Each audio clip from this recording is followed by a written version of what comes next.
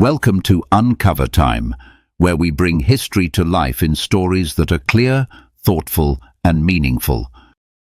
Today we explore the Indo-Aryans, ancient people who came to India and changed its culture, language, and society forever.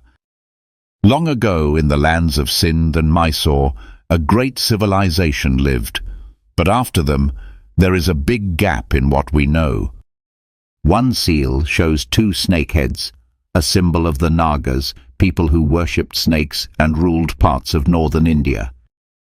In the south lived the Dravidians, dark-skinned people with big cities, smart trade, and ships that sailed far away.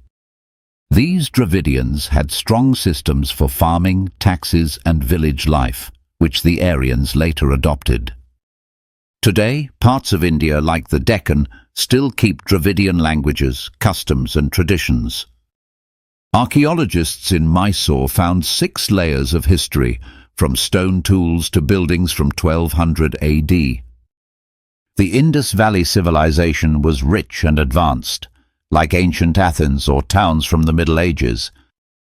Some scholars think India may have inspired early Mesopotamia, but we still don't know for sure. Then the Aryans came, just like other northern groups who moved south and changed the lands they entered. History shows a pattern. The north brings warriors and rulers.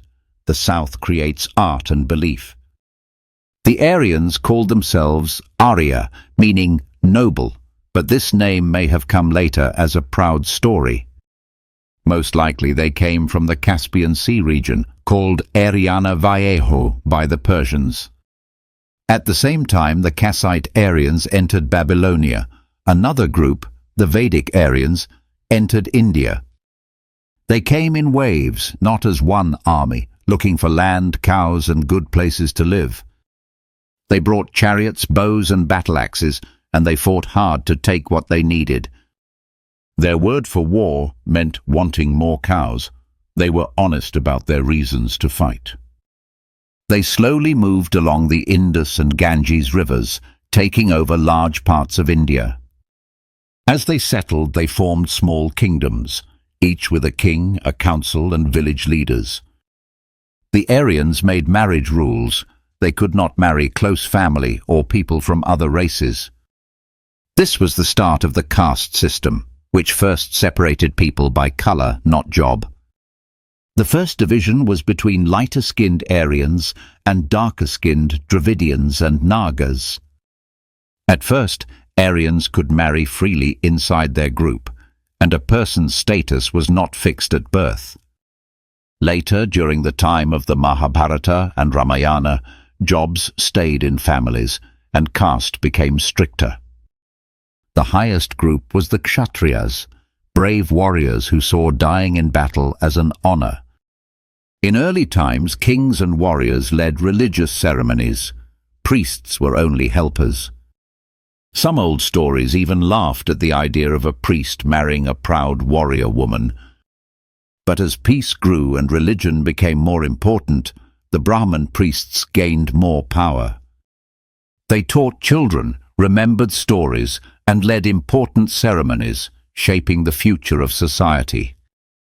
By the Buddha's time, the Brahmans claimed to be better than warriors, but many still respected the Kshatriyas more.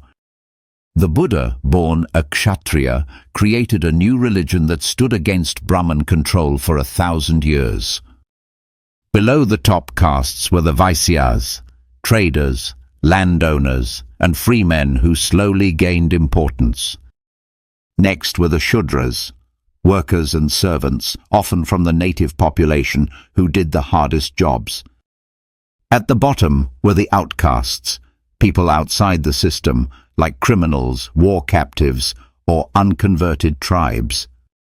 This small group became the millions of untouchables, left out of society and treated unfairly for centuries. The caste system began with fear and difference, but it became one of the longest-lasting systems in the world. Thank you for watching Uncover Time, where we uncover the past and bring it to life. Like, share, and subscribe for more journeys through history.